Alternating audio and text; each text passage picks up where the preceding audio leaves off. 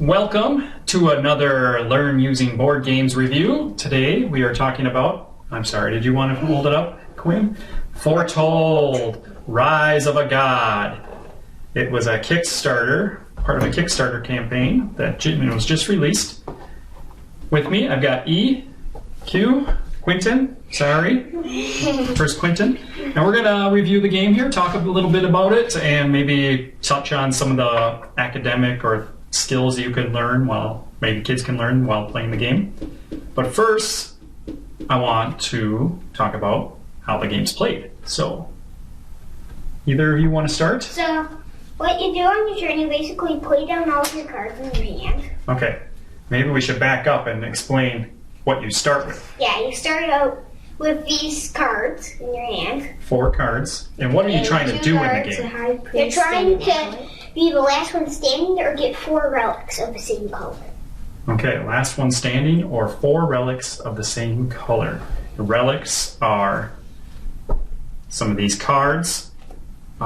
There's 4 different colors of relics you can get. 4 different fates that are represented. And each fate has 4 relics in the relic deck, unique relics. And if you're able to collect them, you can win. It's tough to do, but it's possible. I did win one time that way.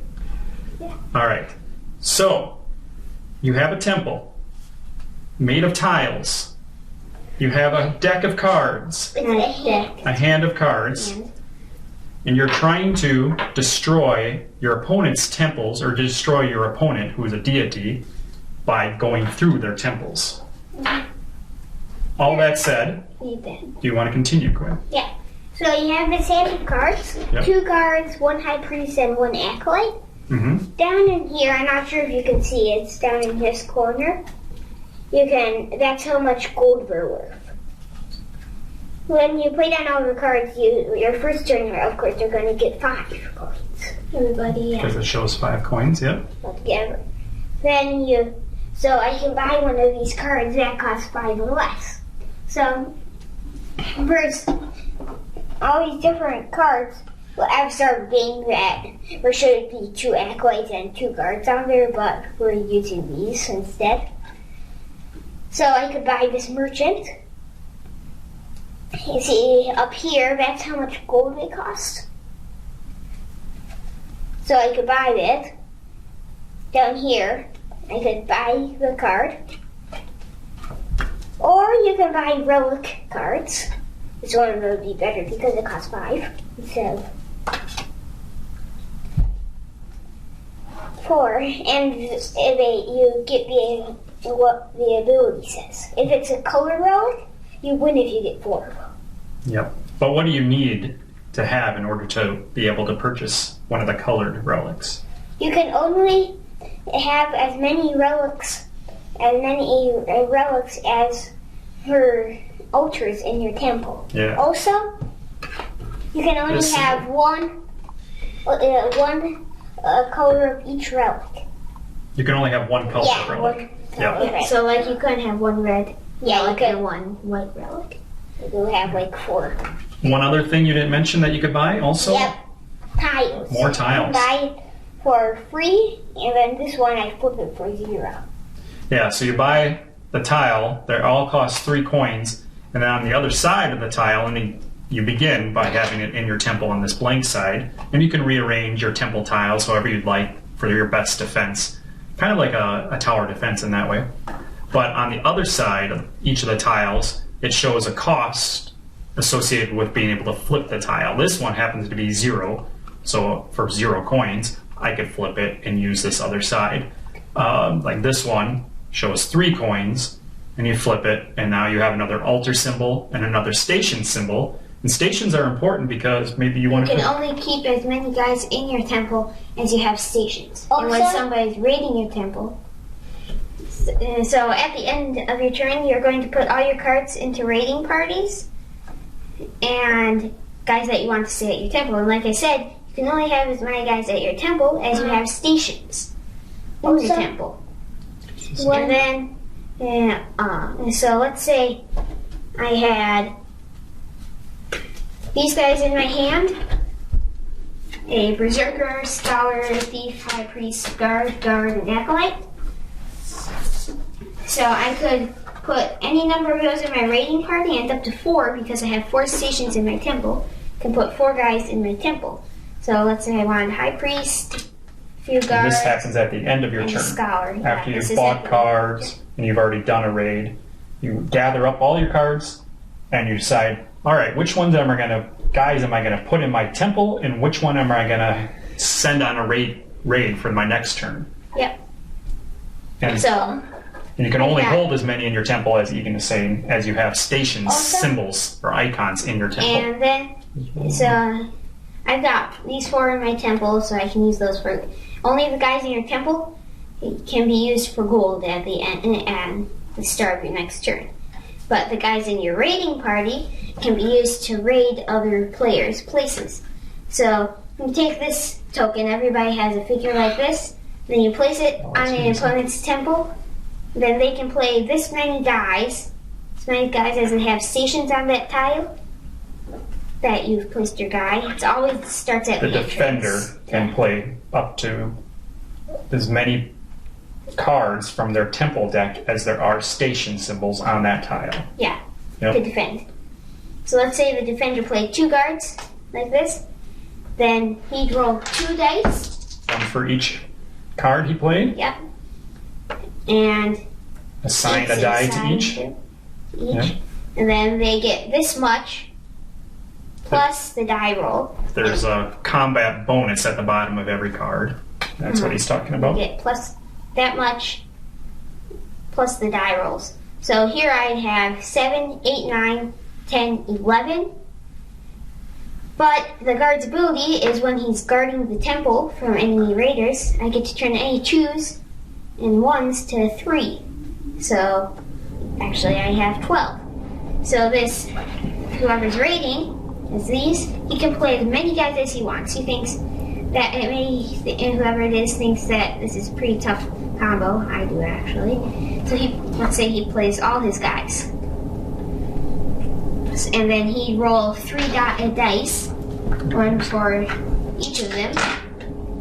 So say 6, 8, 11, and then this Berserker has +1 when defending, but his power is he gets a +3 when attacking. So he's got total of 8,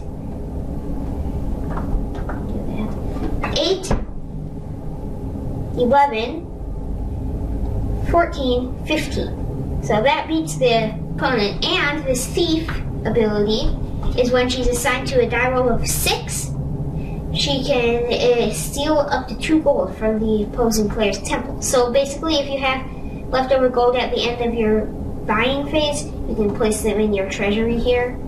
For next turn or future turns. But this thief lets you steal that stuff. So be careful, those thieves. And that's raiding. If you get to the heart here and beat the guys in the heart, then you'll see there's a die. Each player has a die that what's the word? Represents the life. Represents the life, yeah. Yeah.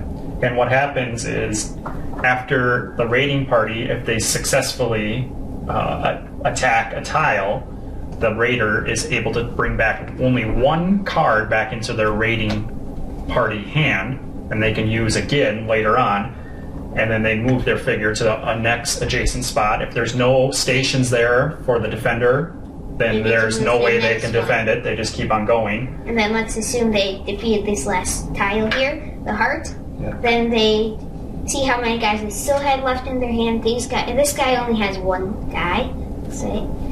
So they roll. So they deal this the opponent here 1 damage, and then they roll this huge smite die. Then they deal this much extra damage. So in this case, 4 extra damage too. So they've got 5 damage done to them, down to 15. And like Quinn said earlier, the last one standing is the winner, usually, unless you're able to collect 4 unique relics of a kind. Now, you wanted to add something earlier. I'm sorry. Well, also with roofs, you can get traps with them. And when a raiding party goes into that room, you spring the trap on him. Yeah, so it's upside down, so they don't know it's there. They think, oh, maybe he's just waiting till he gets more money to flip it. But really, it's a trap. For example, this one's a ceiling trap. When you spring this trap, reveal 2 faithful from a raiding party. Have a random. Their controller chooses one and discards it. The upper is sacrificed if able. Yeah, so the raiding party would lose one of their cards for good on that trap. Pretty nice trap.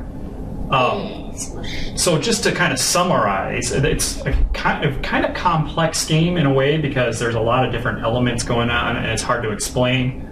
But on your turn, you have your temple cards that you can play for coins to buy more cards, maybe relic cards, maybe more faithful cards, or tiles you can buy.